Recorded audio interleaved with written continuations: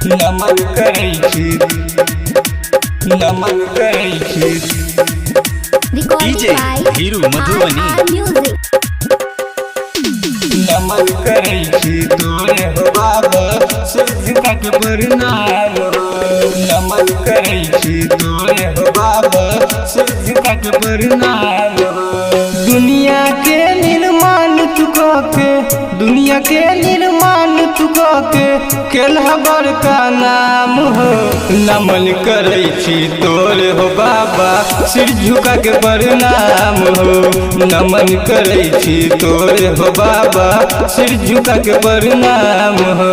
दुनिया के निर्माण तू के, दुनिया के निर्माण तू के केलहा बड़का नाम हो।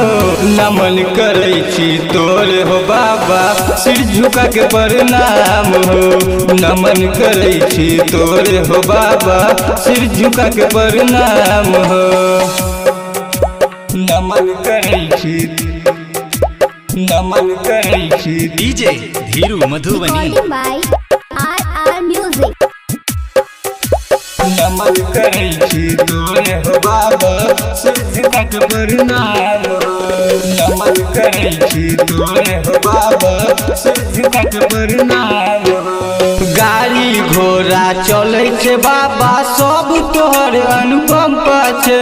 सबहक भार उठेने तैयो मन में लागल शंका छै, मन में लागल शंका छै, मन में लागल शंका छै। गाड़ी घोड़ा चलै छै बाबा सब तोहर अनुपम छै। सबहक भार उठेने तैयो मन में लागल शंका छै। हमरो पर उपकार करू है, हमरो पर उपकार करू है जग में चले छ नाम हो। नमन करै छी तोरो बाबा सिर झुका के प्रणाम हो। नमन करै छी तोरो बाबा सिर झुका के प्रणाम हो।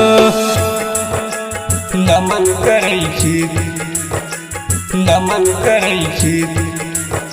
Recording by RR music. नमन करै छी तोरे हो बाबा सूर्य के प्रणाम हो। नमन करै छी डीजे हो हीरू बाबा मधुबनी सूर्य के प्रणाम हो।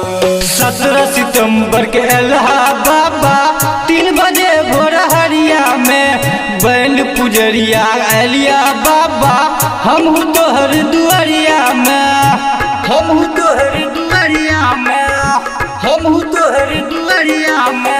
17 सितंबर के एलहा बाबा 3 बजे भोर हरिया में तेन के पुजरिया एलिया बाबा हम तोहर दुआरिया में। राजेश कहै छौ बाबा, राजा राइटर कहै छ बाबा सबक दुख हरहा हो। नमन करै छी तोरे हो बाबा सिर झुका के प्रणाम हो।